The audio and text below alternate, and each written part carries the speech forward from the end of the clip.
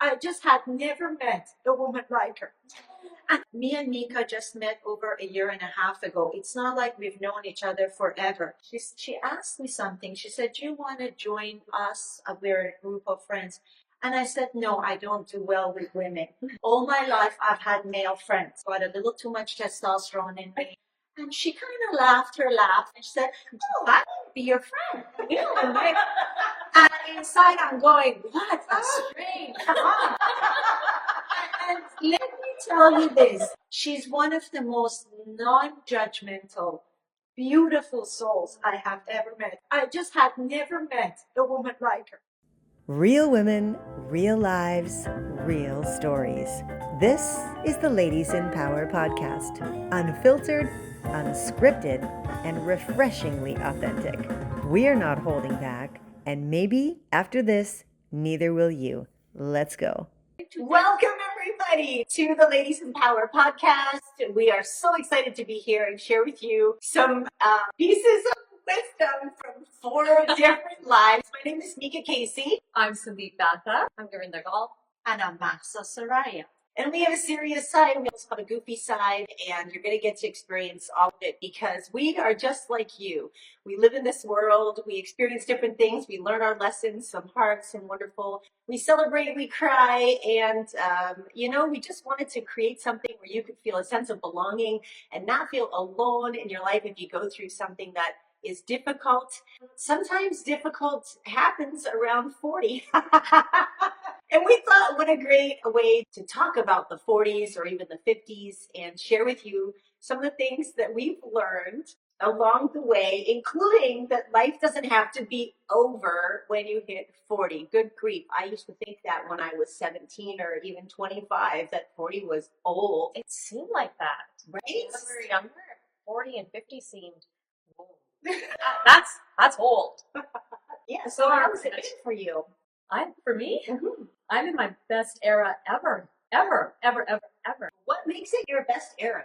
Focus on me, focus on love, self-love, having fun, chasing joy, following this guy instead of this one. There's a lot of reasons why. Lots of reasons. Yeah. You know, I remember I was around maybe 18 or 19, and somebody said, "Oh, one of your aunts passed away." And I'm like, "Oh, how old was she?" And they're like, "Oh, she was 45. And I'm thinking inside, I didn't say this to my mom. I said, "She should have died. Oh my God, she's 45. I know this is horrible, right?" But as an 18-year-old, a 40-year-old should just pass away quietly. But now that I'm way beyond that age, I'm like 80, that's not really that old. So it just depends what stage of life you are and how old you are. But certainly 40s it's youth. It's youthful. 50s is young. 60s, you feel like, "Oh, finally, I know what I'm doing." And none of those ages, it's not the end of the world. And it just keeps getting better because I think as a young person, you just care so much what everybody else thinks, what your mom thinks, what your dad thinks, what your friend thinks. This whole social media is all about portraying a side of you that is not even real. "Oh, yeah, I'm always happy. I'm always this and that." I posted something, I was crying, and that's usually me. Like I'm always stressed about something. Laughing and always having happy is not a human condition. Mm-hmm. We get sad, we cry, stuff happens, stress things, but nobody sees that part of us. And by the time you go into your 40s and 50s, you realize you're a human being. You're okay to have those. Mm-hmm. And if people judge you, it's just too bad because at the end of the day, when all the lights are out, you live with yourself and you got to be happy with yourself. And I think as you age, that is the biggest gift you can give yourself. Who cares what anybody else thinks? Wear what you want, do what you want. You want to wear that tiara? Hey, wear the tiara. Yeah. Whatever makes you happy. Oh, so well said. That's what I think. I mean, you're still super young, or you look young. We don't know how old she is. We think she's in her 20s. Yes. Definitely not in my 20s. But yeah, it's about accepting yourself. It's about really liking you first, because when you like you, then you're exuding that, and people want to know how you did it. It's like, it's about really loving yourself. Agreed. It's about loving yourself. And yes, in the 20s and 30s and 40s, I think we're still figuring that out. And by the time we hit our 50s, it's like, I think I do love this person, you know? And I love that person in all the stages. And now it's like, I really love what I am. What do you think are some of the tips or techniques or secrets that you can give our audience that might not feel like the 40s are the best year and they're scared, or they're feeling like maybe their best years are behind them? I know that I felt that way at some point, because we wanted to have a baby and went through infertility for over 10 years. And I was like, oh my gosh, now what? I felt so washed up, so old, so useless. As a woman, our one thing is to come here and to procreate. And I wasn't able to do that. And so I definitely went through some lows in my 40s. I finally just, realized it wasn't in our cards and pulled myself out of that hole. But there were a lot of, different experiences in the 40s. So I wonder, what are some of the things that you've learned or that you would share with our audience that have helped you through some of those dark moments? If I can start sharing first, is that you realize really your life is your own and you're not here to please others. To learn that not everybody is going to love you. You're not here. You're not going to be everybody's cup of tea. And whenever you put that energy out, the positive energy, you attract people like yourself. Like the reason the four of us are sitting here today. Not everybody is going to love you, and that shouldn't be your goal. But going back to what you said, Meeka, which really strung the chord with me, because we do have young people that are trying to get pregnant later and later in life, and their whole worth is tied into being a mother, and it can be really hard. Now, if that is not biologically possible for you, that's a totally different story, and you can contribute in so many other ways to the world. But what I have learned is so many young women are now freezing their eggs, which was something that wasn't possible when I was younger.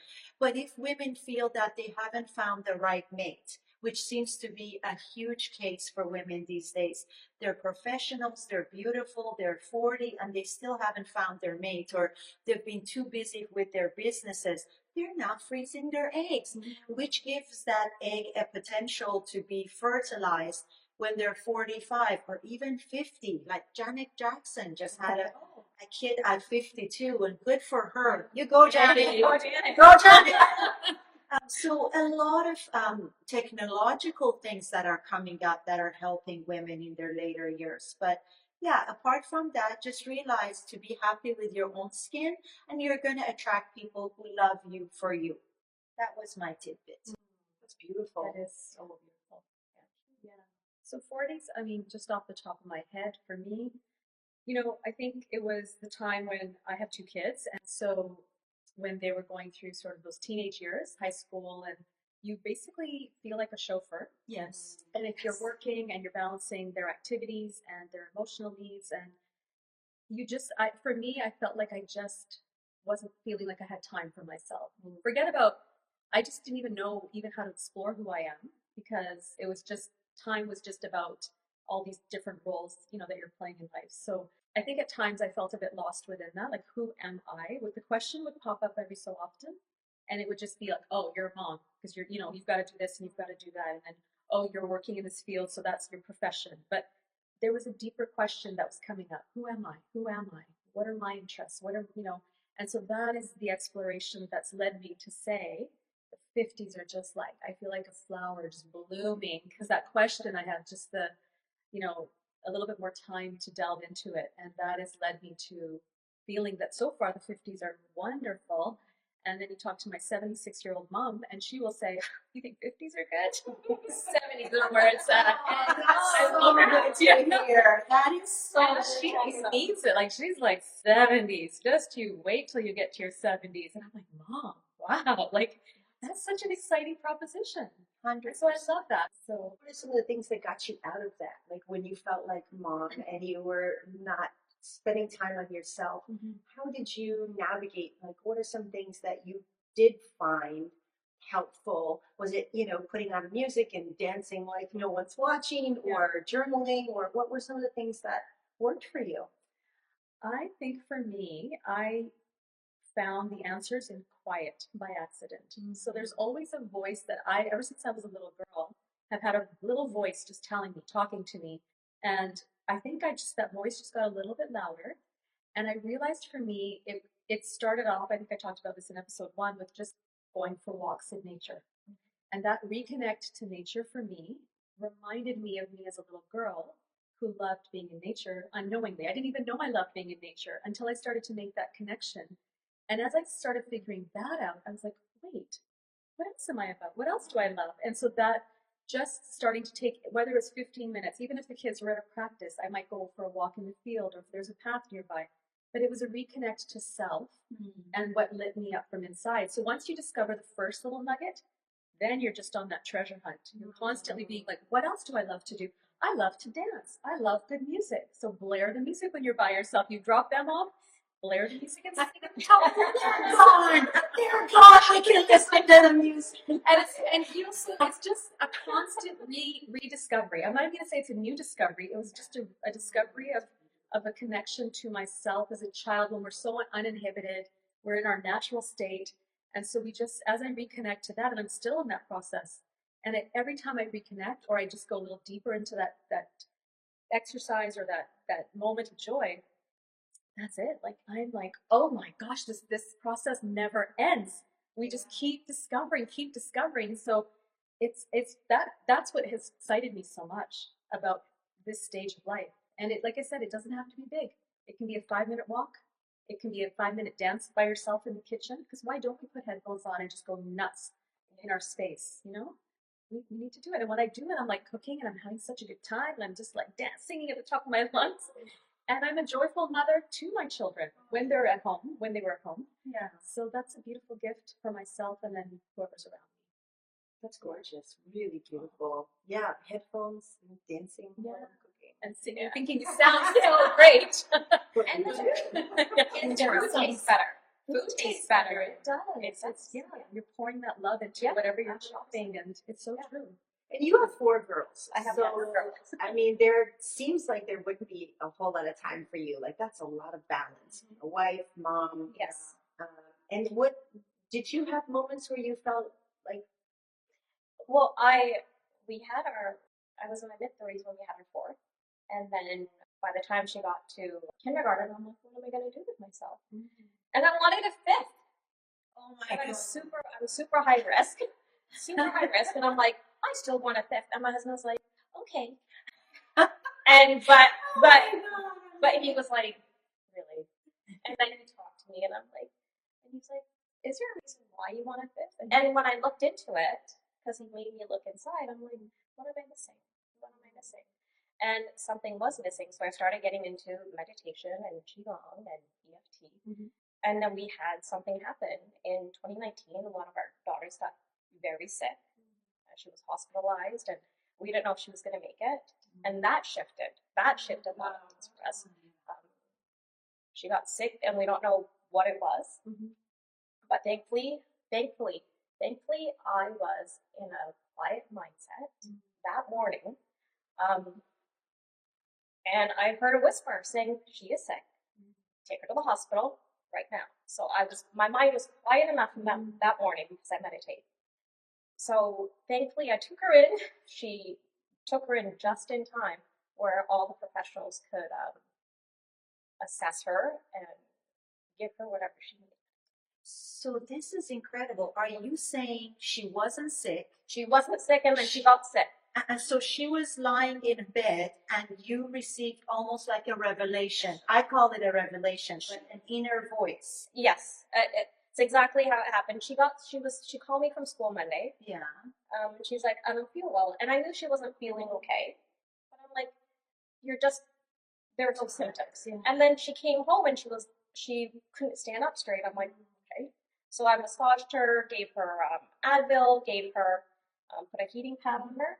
Nothing changed, and her temperature was at 104. So I'm like, okay. I'm going to take a day. Gave her Advil, gave her Tylenol around the clock, and it went down a smidgen. And Wednesday morning, I was laying in bed. I'm like, okay, I gotta get in contact with a doctor, and if they don't call me, I need to figure out what to do. They didn't call me. And while I was talking to myself, I'm like, okay.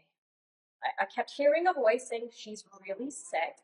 I just got goosebumps. And I kept hearing a voice saying, she is really, really sick. You need to take her to the hospital now. And I'm like, this is crazy. What is this? What is this? But again, my mind was quiet enough that I knew that I was receiving help somehow. And I took her to children's, and this was my first time going to the children's hospital. We had a 15-year-old, and in 15 years we had never taken the kids to the hospital. So this was my first time going. They saw her within an hour, and then every single specialist came in and assessed her. And I'm like, oh, this is cool. I'm like, this is great treatment that we're getting. But they were literally concerned for her. Her health deteriorated within 6 hours. She looked like a completely different kid. What a shocking ordeal. And as a mom, I mean, that's got to be one of the scariest. It was the scariest. So midnight that night, we found they're like, we're going to shoot her with every single antibiotic we have because we don't know what's going on. And we were like, what is going on? So it took 4 days. But during those 2 weeks, and she was in NICU for 4 to 5 days, and then we stayed in the hospital for another 10 days. So I didn't see my other kids. Thankfully, my in-laws were home. I mean, my in-laws were in town, lived in town. So everyone was taking care of the kids. I was able to stay with her. Went back home and changed and had my sister-in-law come. So thank goodness for our family there. But that made me go in and go, okay, I was quiet enough. My mind was quiet enough that I could help her, because the doctors were like, if you didn't get her here, it would have been another story. It would have been another story. Which is, I think, back to your story, as you age, you do listen to your inner self, right? You do. Rather, when you're younger, you're always asking other people, what do you think? Does this suit me? I mean, we still do it to the people we trust. But to listen to your inner voice comes with age, with experience, with being more mature and trusting the inner voice that you've got. Wow, what a story. Yeah. And then I buckle down and I'm like, okay, so what else can I learn from this? If I really quiet myself, if I really continue with meditating and doing the Qigong and learning more about EFT, what else can I accomplish? And how helpful can I be to myself, my family, and others? Other people. And so that's what I really learned. Really quieting my brain down and listening to myself, honoring myself, and really quieting down. Mahsa, you have a beautiful relationship with your kids, with your husband, with your mom, your sister, and there's so many different ages there. And I wonder for you in your 40s, because your kids would have been younger, and what were some of the dynamics there? What were some of the things that you used, tools that you used to bring yourself back to self, or to come out of some of those funks that we go through, or that self-doubt? Or did you go through any self-doubt? Because you're such a rock star. Thank you. Meeka is my favorite band. I don't think it's such a rock star at all. Now that you mention it, Meeka, that was one of the hardest times actually, because in my age, and I think we talked about this in the first podcast, we came from a generation that it really mattered what our parents thought about us.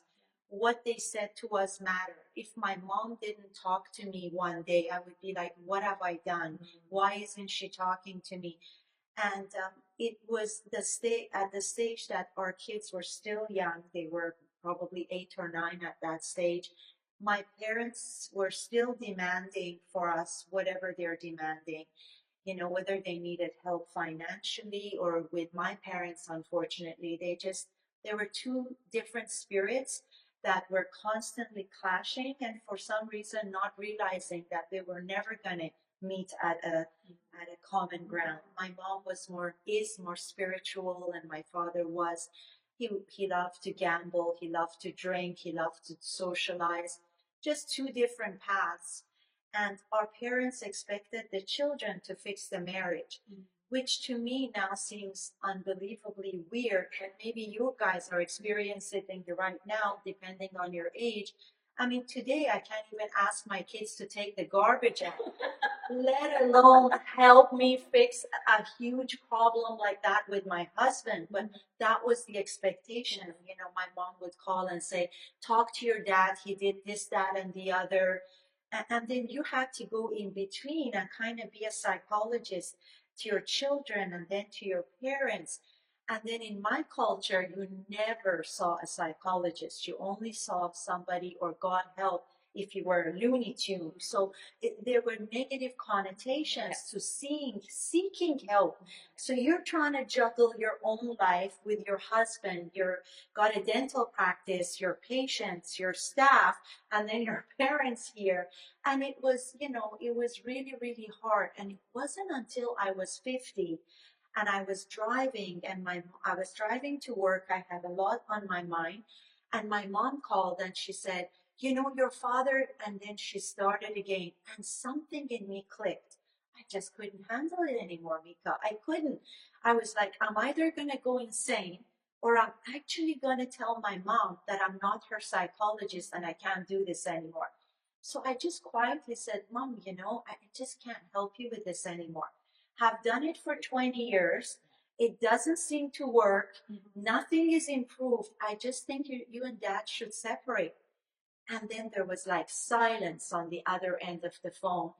And she said, well, if that's how you're going to treat your mom, I'm not going to talk to you. And she put the phone down. And that was the punishment. If they didn't like what we were saying, or if they didn't listen to us, they would click down the phone and then you would have to suffer. Well, if my daughter phones me and I say, I don't want to talk to you, she goes, fine, play. And then I suffer because I want to talk to her, you know. And she said to me, Mom, you know, you chose that for yourself. So I'm like, I have a right to say that. Oh, it was a whole different ball game of how, and it was only when I was in my 50 that I turned around to my mom and I said, no, it's not okay. You know, it's not okay for you to do that to me. And we're still having that discussion 10 years later. So I don't want you to think you say it once and it just gets settled. But it was with talks with girlfriends, like talking with Sandeep, I think. It was like, is your mom doing that to you? And then talking to Gurvinder, and then talking to yourself, Meeka, and then you have a wonderful relationship with your mom. And the way you dealt with it, and I'm like, oh my God. And so I think these podcasts are going to have people rethinking how they talk to their family members, how they're dealing with things, how it is okay to look for help elsewhere, and, you know, reach out to friends. I know I'm just talking too much here, but I was just recently in Thailand, and they do not have a mental health structure. You do not see homeless in the streets. You do not see drunk people. You do not see unhappy people. So the way they solve this in their community is every problem goes to the monk. If they have a problem, they'll go to the monk. The monk tries to solve it, whether it's marital problems, whether it's homelessness. If you don't have food, you'll go to monasteries and they provide it. And I was asking them, okay, who supports the monks? Because every morning the monks will go around with the bowl and people will put food in their bowls. And our tour guide said, well, we do. So it's not a system of relying on your government, because we all know that doesn't work. Do not rely on your government to solve the problem. So if it's, I mean, we're seeing homeless in White Rock, we're seeing homeless downtown, we're having a huge problem with young people and drugs. And why are the Thai people, they've got young people. I didn't see a single slushed out young person on the streets. Why? Because they trust the monks. And the monks rely on the population to donate, and they build these beautiful places. They go pray together. Prayer is important, family is important, and they rely on each other as a community. That's what I love about traveling is that you always gain a wider perspective on how different communities, cultures, societies can, help manage a situation. And the thing that really tweaked me, that I resonate so much of what you shared, and I think the term that I've been coming across in reading is parentified children, children who are parentified, who become sort of a parent-like role to their parents. And so I don't know the ins and outs of it. I'm sure someone very well trained would be able to tell us much more on it. But you said 50. 50 was magic for you. So that for me really resonated. I also feel like turning 50 was a sort of this beautiful pivot where there's a shift that happened internally. Did you tell your mom not to get your help and seek outside help? Yes, I did. Yes, I did. And my mom and dad, they don't even realize what it is that they're doing.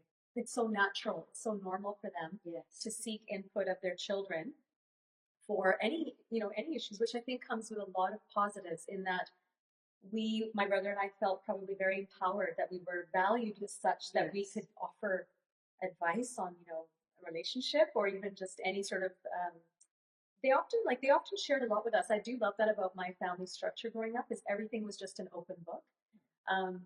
But I didn't even realize that it wasn't my role to counsel my parents on, whatever disagreements they might have had. Because first of all, I'm not trained. Second of all, I'm a child. And so once I realized that I was a child, it wasn't my role to take on this very adult-like role. Was I able to sort of start to question and start to pull back a little bit? And then for my mom, I think, and my dad, I think they just see it as, well, that's what family does. We're just here to help each other. So they didn't quite see how that was putting, maybe, I don't know if burden's the right word, but some kind of heaviness. Yeah, there was a heaviness that was felt for taking that responsibility. And I've definitely chatted with my mom. And the way that the conversation came about was on a mother, grandmother, and daughter trip. So 3 generations, we went on a trip to Greece, and we were having this conversation one night. And the topic was, what would you one thing you would change about each other? And it makes me laugh to this day because both of them, my mom and my daughter, kind of zeroed in on me. And I was like, all right, I've been doing some work, bring it on. What do you want to change about me? And my daughter was like, well, you kind of seem like you're in the clouds a lot and you sort of rainbows and unicorns and and I'm like, is that supposed to be a dig? Because I think that's the biggest compliment you could have ever given me. And my mom's was, sometimes when I complain to you about this or that, it would be nice if you just sort of agreed and just sort of went along with it, instead of resisting. And then that was interesting. That's how she saw it, right? And I'm like, so you. No. And then I said to my daughter, I said, can you tell me if I've ever asked you to help solve an issue between your dad and I, and like anything that, and she's like, no. And I said, I looked at my mom, I go, did you hear the answer? And so I go, so never ever? And she goes, no, you don't do that. And I said, so I looked at my mom and I go, Mom, that's intentional. Yeah. I don't ask this child of mine to come in between mine and my husband's relationship because of, I want her to remain free from that. Innocent from that child and a child. Yeah. So this is another example of what starts to happen as we get a little bit older, is we start to kind of reflect on some of these things we've grown up with, thinking they're normal. And as you said, we may seek out counsel from our friends and say, is this happening to you? Is this happening? And so it's that reflection going inside that helps you sort of realize, how do I want to be going forward if I have a choice, which we all do? How do I want to address my mom and dad if they bring things to me? So I've landed in a place where I can listen but not be attached. So I listen with empathy, but I'm not in my head trying to figure out a good reply to my mom or my dad. I just listen and say, oh, that sounds really tough. Yeah, I can't imagine what that's like. But internally, I'm not there. Internally, I'm on a beach and just having a great old time. But the empathy is there for sure, but just not the responsibility to fix this, because it's not my responsibility. It's not your responsibility. It's not. It's And it's funny she says that internally I'm not there. This is gonna sound horrible, and again I'm gonna say it knowing my mom's English is not good enough. But when mom calls now, I just mute her. And I'll do something for half an hour. I'll come back, unmute, and say, oh, that's so bad. And then mute her and go. And that's a horrible thing to do, because the biggest thing you can do is be present for someone and listen to them and really connect with them. But it's gone beyond that. Like my mom is in her 90s and all she ever does is complain now. That is all she will ever do about the world, how everything is falling apart, how we're never going to make it. And I'm like, Mom, that's such a horrible thing to say. I still got young kids and I want a bright future for them. So in order to cope and not go insane or so something unkind, mute. Okay, so what we're hearing here is in your 40s, you mute your mother, you empathize with your mother, but inside your head, you're like, speaking on a beach somewhere. Or what was your solution? So my solution for the parents, because we are the sandwich generation where we still have kids that we're dealing with, and then we have our older elderly parents. The advice I give everyone now is go watch a comedy. Go watch a comedy, go laugh, and go socialize, because that raises your endorphins. And if their endorphins are raised, they are happy. And I'm like, just go laugh. Go laugh, go socialize, go be happy, please. This is my advice all the time. Go laugh. Meeka, you did something wonderful and you shared it with us the first podcast about your relationship with your mom and how did you cope when you get older? Well, I want to bring it back to our 40s. It was in my 40s that I realized my mom is extraordinary. I blamed my mom and my dad for so much of my lack. I was in lack. I was in scarcity. I don't have enough love. I don't have enough shoes. I don't have enough house. I don't have enough whatever. And it's my mom's fault. You know, I never learned about money from my mom. I never learned about this from my dad. I never learned, like, you know, I was just looking outside to blame everybody so that I could feel like shit. And because that was an addiction that I had. I had an emotion that was very familiar, and I would do things or not do things to feel that familiar emotion, that emotional home that I had. And I realized that has to stop, and I'm the only one that can stop it. A relationship, and this, what happened in my 40s is these moments of awareness of how I was showing up. And how, with every finger pointed out, there's 3 pointing back. Oh, bravo. Yeah. And if I could continue to be, and misery loves company, ladies. We know that. Yeah. Yes. And I would have a lot of friends that would buy into my story of why things were so bad and why, I shouldn't have a great relationship with so-and-so. And I was like, yeah, see, I'm right. And that feels so good till it doesn't. Yes. Because as human beings, we have this heart that runs our life if we let it. And I was an angry little girl for so long that it broke me. I got to a place where it's like, if I'm going to heal a relationship, it's 100% me. It doesn't take 2 people to make a relationship work. It takes one person who's committed and unconditional. And I wanted unconditional love from my mom, and I wasn't giving it. So how can I ask her for unconditional love? And so my 40s was really about realizing who I am and the power that I have, and I was giving my power away. I was giving my power away to my work, to my girlfriends, to the guys I was dating, to everything, my parents, my situation, all the schools I went to, blah, blah, blah, blah, blah. It was a story I told for so long that I lived my story. And if we want to experience different emotions, if we want to experience different lessons, if we're going to our friends and our family, we check yourself. I had to check myself. I'm looking to feel validated in this shitty emotion or this sad emotion or this ego place. And it was easy to find people that would tell me how right I was. And you know what? There's a couple of people in my life that took a stand and took a risk as a friend to say, no. Oh, good.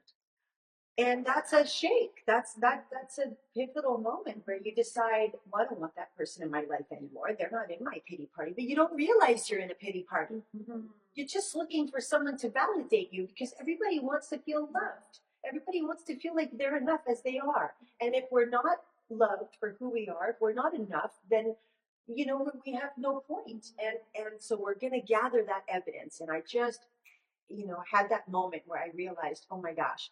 And I wanted the relationship with my mom. I wanted the fairy tale relationship. And how was that going to happen? I needed to surrender. I needed to accept her for who she was. And beyond accepting, my 40s was starting to appreciate, getting beyond the expectation of how somebody should respond, how somebody should act. Well, she's my mom. Her role is to do this, and I'm the child. I should get to blah, blah, blah, blah, blah, blah, blah, blah, blah. But then I felt like crap. So I can either be right or I can be happy. Yes. Yeah.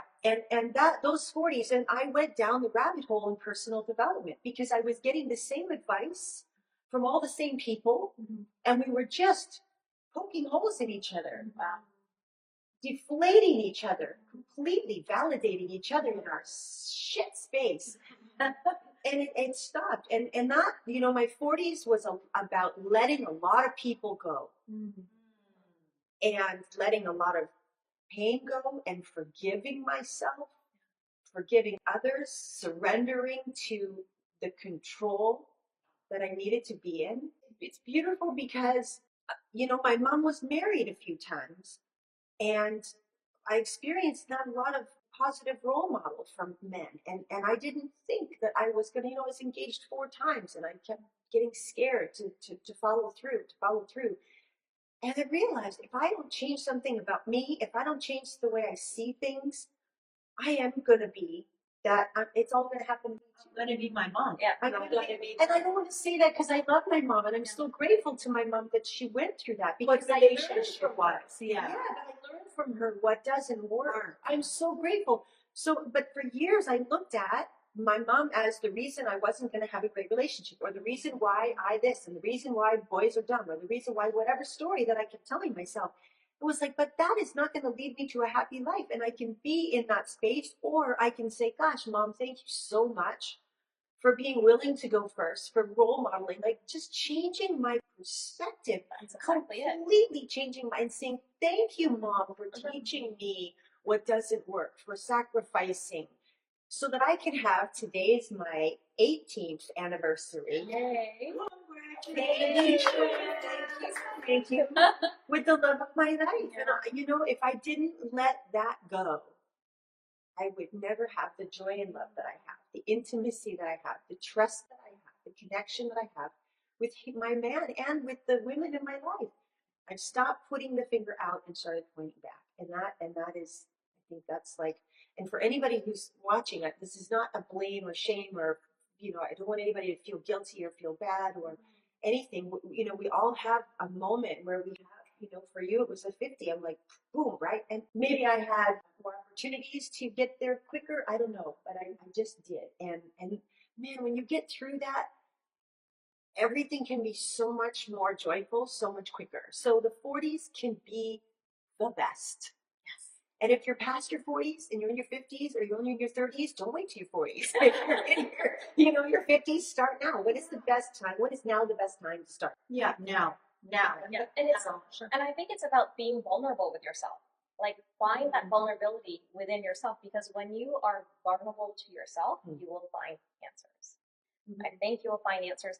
And just to add a little bit to what you were saying, 5-6 years ago, I was listening to a lecture and it said, what if you are the issue? Yeah.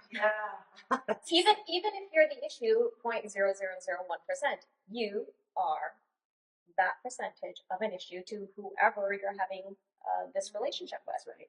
So even if it's this bit, take responsibility for it. Just ask yourself, what can I do? What can I learn? And what is the opportunity here? When we start embracing the issue and stop pushing back. Be willing to see it. Be willing to look at it with your eyes wide open. Yes. And not hiding like it doesn't exist. Exactly. Right. Hugging all of it. And when you hug it, when you embrace all of it, you actually start realizing what it is. It's like, oh, this area doesn't feel good, or maybe it's this area. And you find answers when you really accept who you are. And I think part of being in our 40s does that, and our 50s does that. We become vulnerable to ourselves. And when we show that vulnerability to ourselves, I find we receive answers. And when we take that responsibility, Yes. when we take that responsibility for our role, if it's big, small, whatever the size, we learn. And I think that's what is great about learning.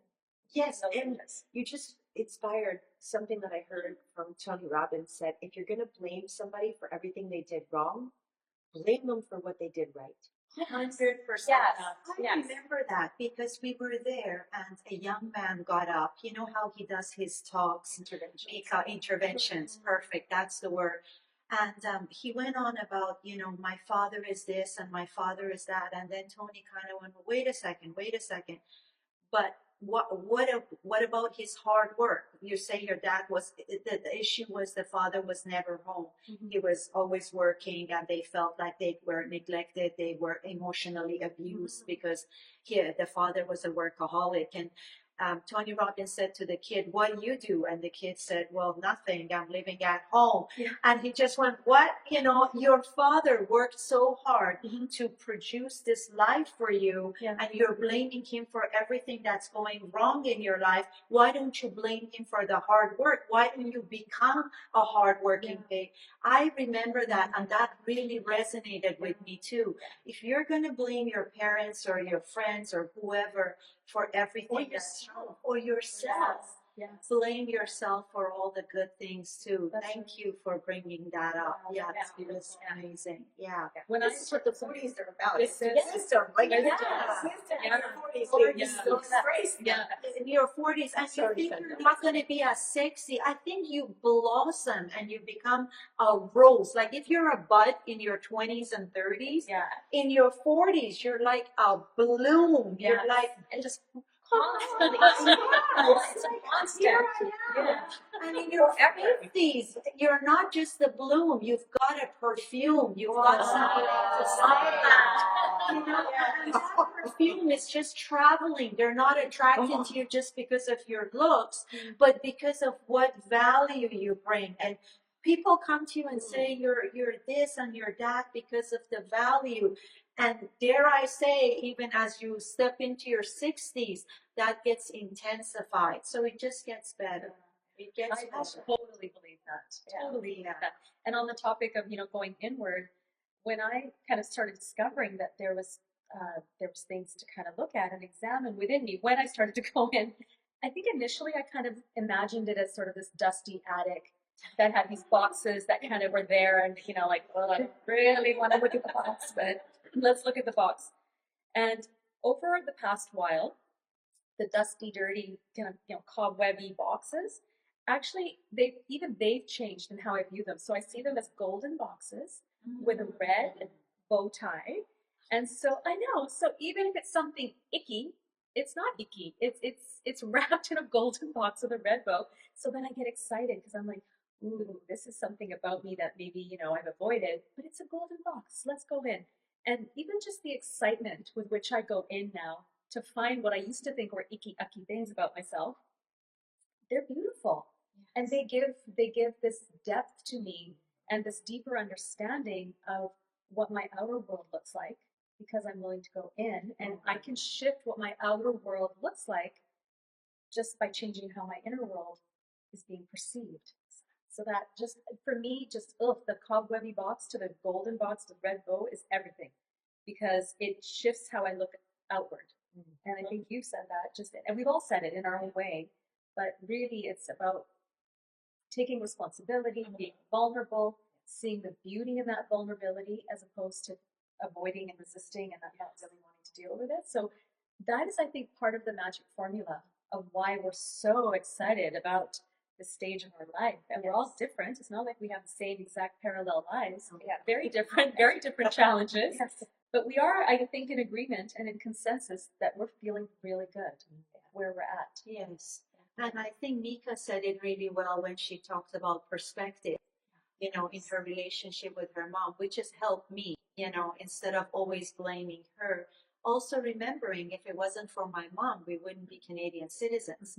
She's the one who brought us out of Iran, which I really admire the Iranian women and the struggles that they've constantly going through. And yet here we are having this opportunity to talk about it and, appreciating that she's the one who made that happen. We landed up in Canada, changing your story of poor me to, hey, how did I contribute to this problem? Changing our story with I don't like what it's about myself, but opening that box and saying, I accept that part of myself, but how can I improve it? Because I was born with, when I was raised with judgment, I'm a very judgy person. You're this or that, tattoos are not good because, long hair or mentioned hat or whatever the judgment was when I was raised. And just before this podcast, I had this conversation about tattoos with my wonderful friends here. And they said, well, tattoos means liberation. It means overcoming. It means, and all of a sudden I'm like, I want one. Just changing your perspective.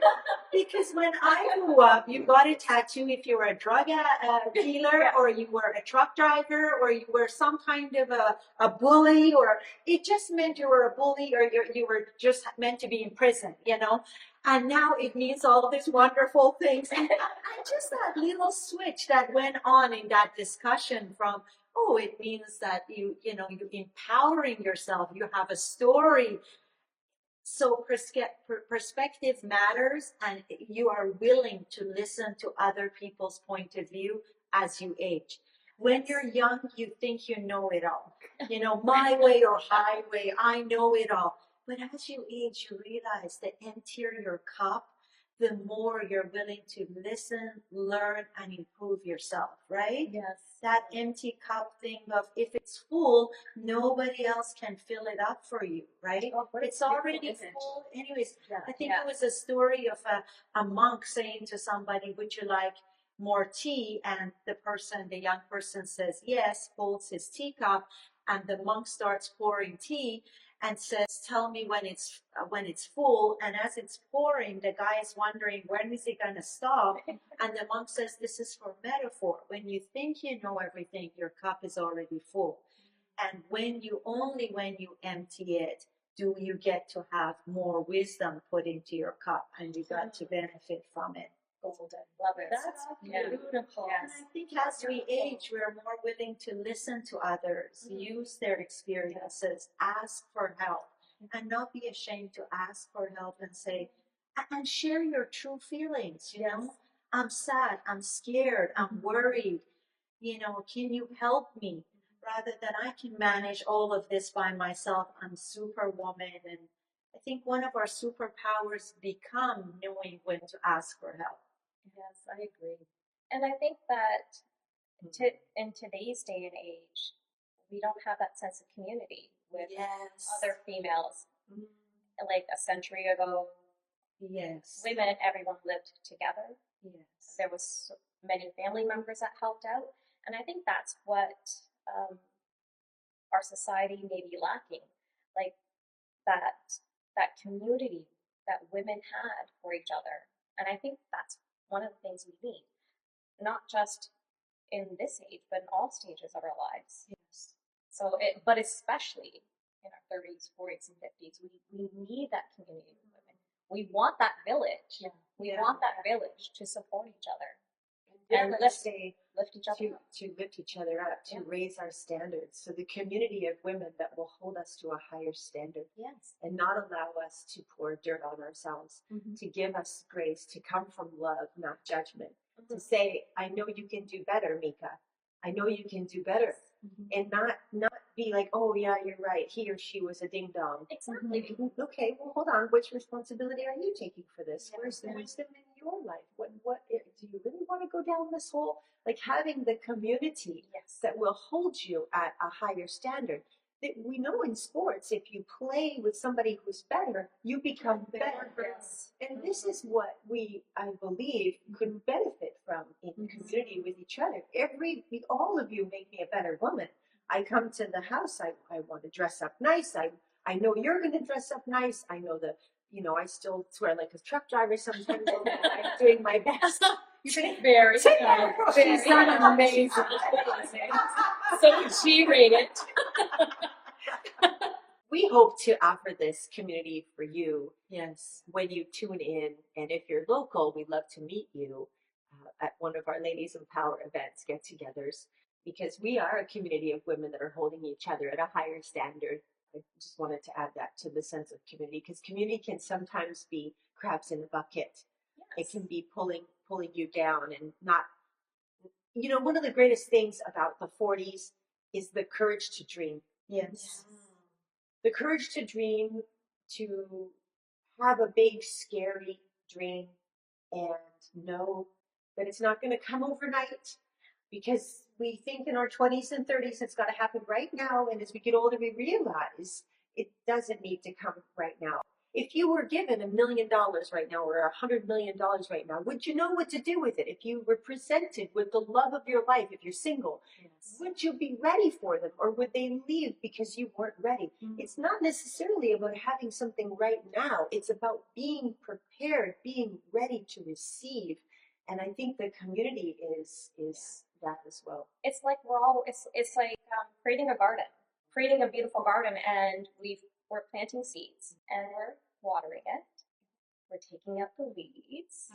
We're allowing the sun to shine. Yes. And then it's more rain, and then taking out weeds and allowing everyone to flourish, and being there and saying, there's a weed there, let's pull it out.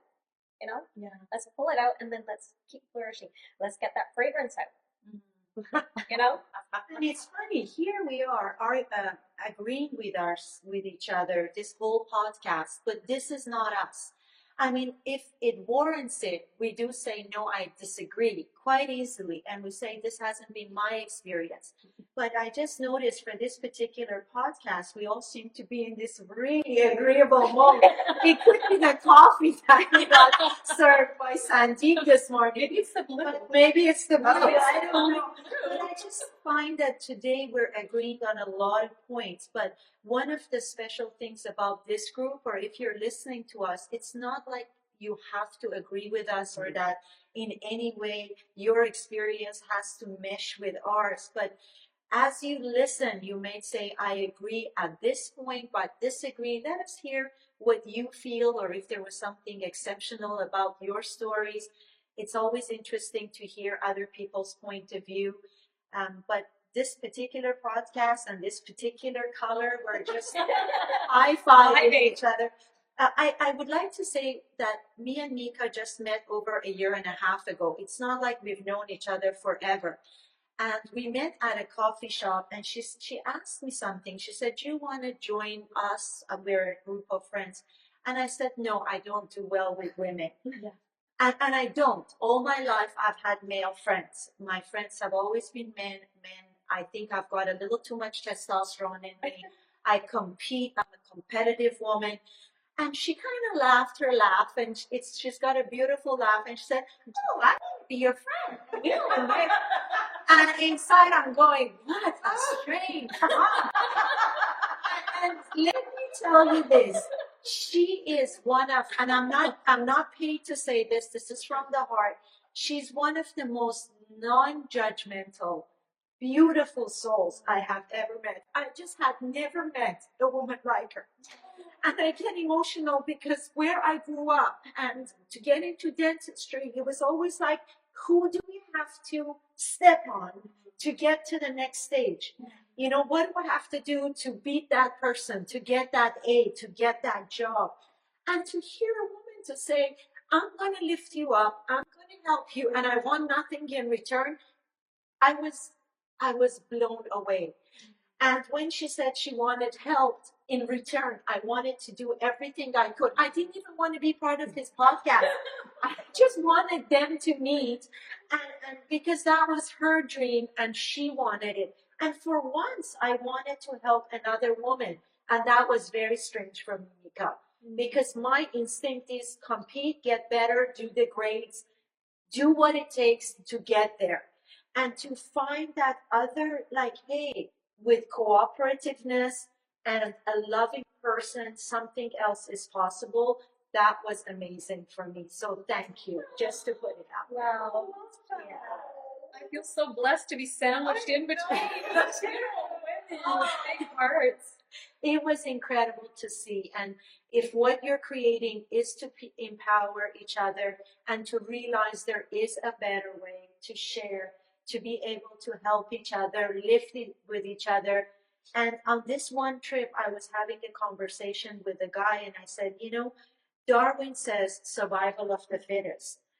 And very intelligent man, a lawyer, JP, if you're listening to this, kudos to you, that comes from him. He said, you know, Darwin got that wrong. It wasn't the survival of the fittest, it's survival of whoever can collaborate with each other best. So not the strongest will survive, but the one person can get the community together, like we were just talking about what Gurvinder was saying, that can get the people they need to help them around them. That is who will survive. And I think the young generation are getting that. And I think when you come in your 40s, that competitive, that testosterone in me has gone way down. The estrogen is raising up.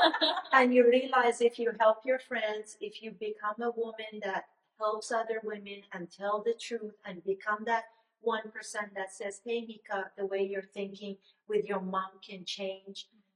I think that would be the kind of woman I want to be and surround myself with. Oh my God, love it. I'm getting hearts there. Love it. I love each other. Love it. Love it. I'm so touched. Oh, yeah. Okay, guys, if my nose is running, I may step up and there's a tissue. If I just disappear, that's where that's coming from. So many beautiful words that you've just shared.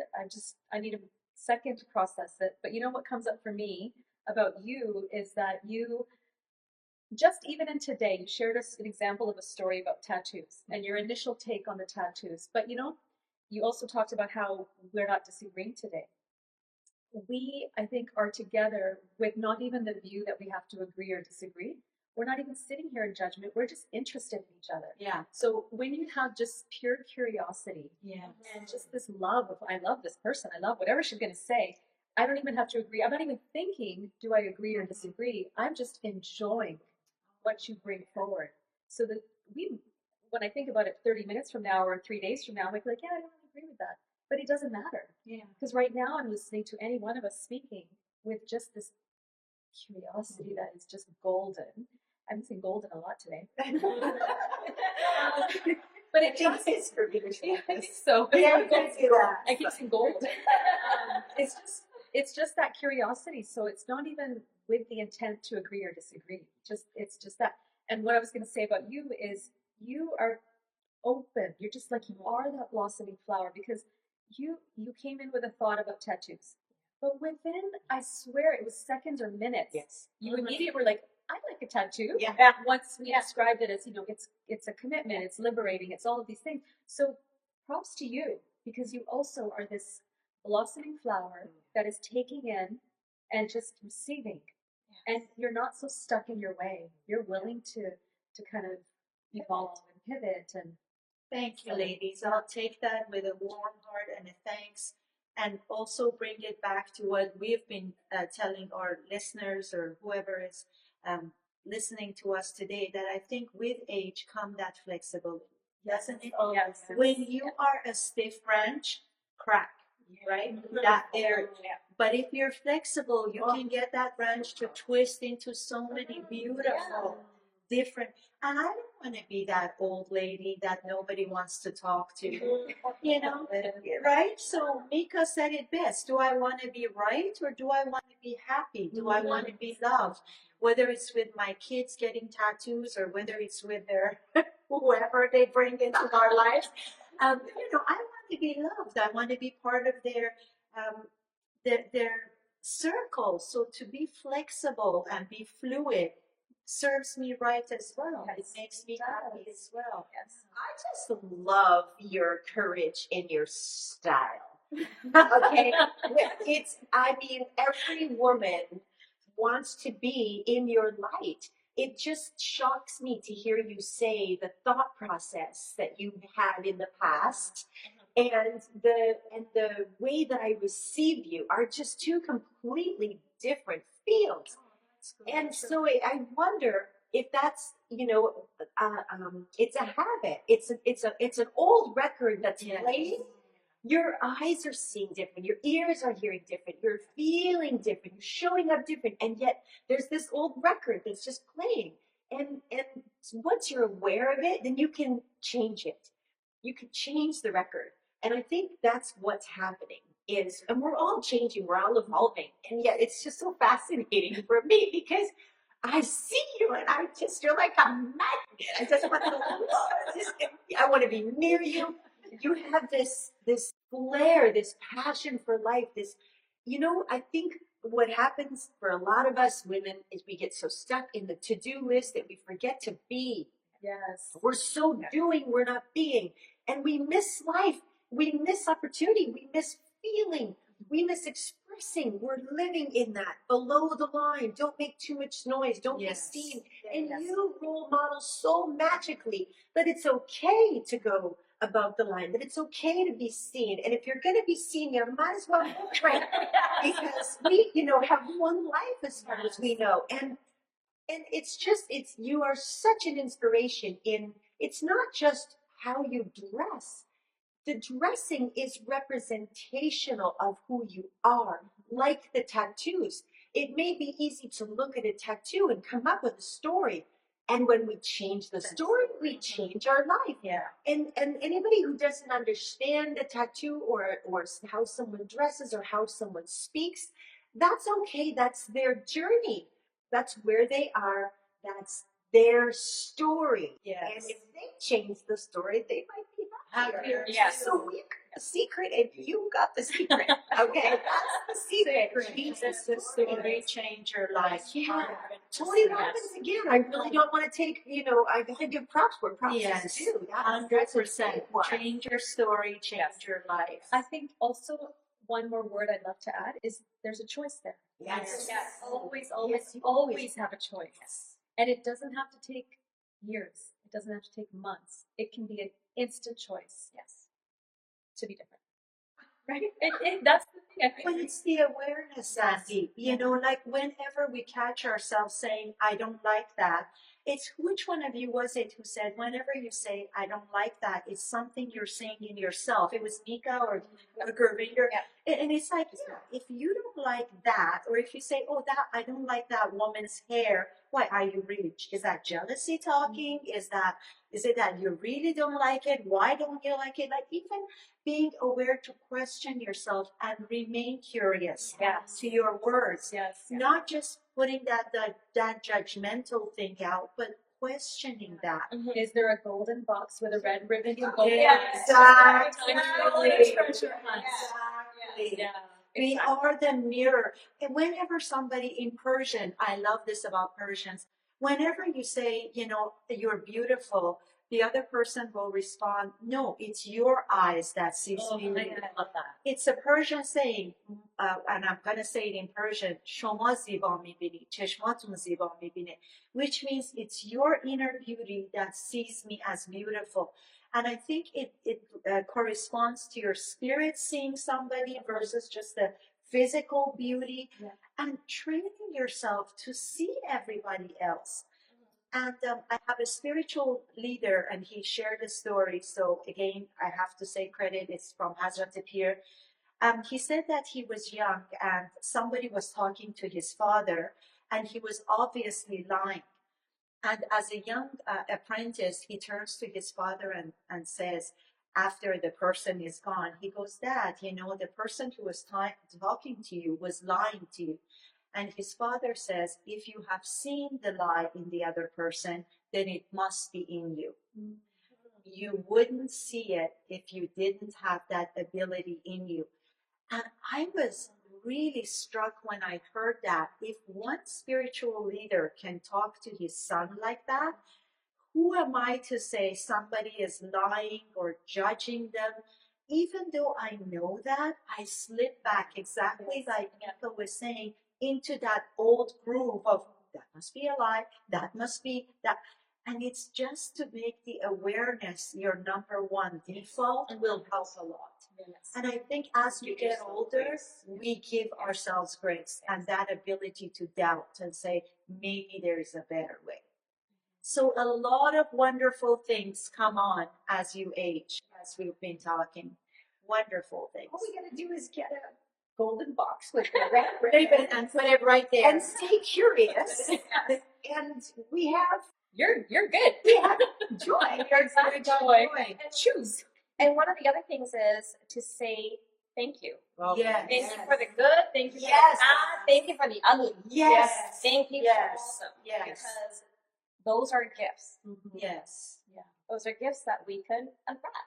Absolutely. Yes. Like golden boxes. Yes. Thank you. Thank you for the rain. Thank you. Yeah. Thank you for the power outage.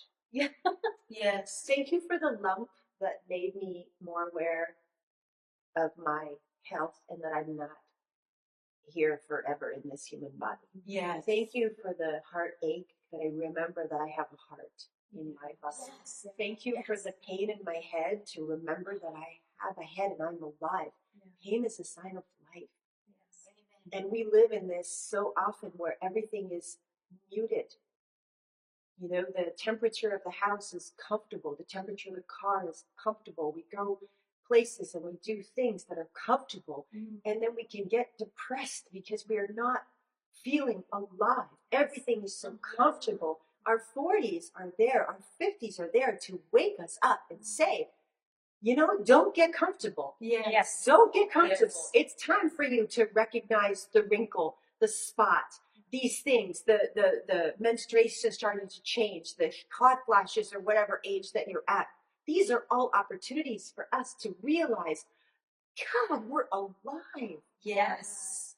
Yes. Powerful. What do we want to do? Yes. Who am I going to be? Yes. How can I Yes, contribute? yes, Yes. Yeah. Let's turn that pain into pleasure. Let's turn that what happens to us into what happens for us. Yes. Let's make the magic from the pain. I mean, what happens from divorce? We go through pain. Not that I'm divorced, I've seen it. Yeah. There's so much pain. And then what happens? You either choose the same again and go through more pain, or you choose different and you become different. You grow. Yes. Oh, it's all opportunity for us to And thrive. the courage that comes with age. We get courageous because at some point it no longer effing matters. You just become courageous and you do stuff, and failure is just becomes a learning thing rather than the word failure. So thank you. Lessons. Yeah, lessons for all of that.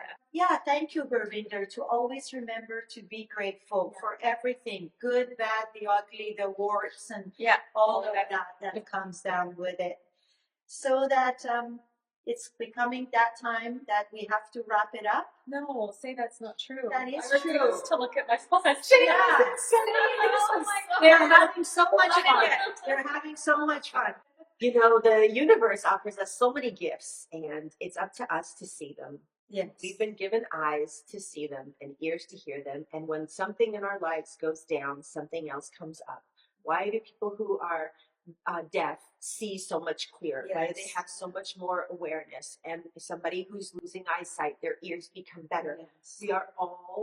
We all have strengths, and they're changing it every time. And to become aware, I think, is the greatest send-off for this podcast. Yes. Is to become aware and to appreciate. Yes. And to appreciate, to have gratitude. Thank you for joining us today.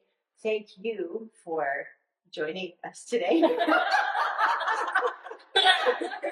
We came for Sandeep's cake. Yes, we came for gluten-free carrot cake. Homemade. Absolutely beautiful. And please type in the comments. Let us know, what did you love most, and what did you love, a little less. I know you loved it all. And what would you like to hear from us? What would you like to see? What conversation would you like us to have? It can be controversial. It can be, whatever is important to you. We're here to serve, and we learn along the way. So thank you for tuning in. Thank you. Thank you. We'll See you next time. The views shared on this podcast reflect our personal experiences and opinions. This content is not a substitute for professional advice. Please consult a qualified expert for any medical, legal, or mental health concern.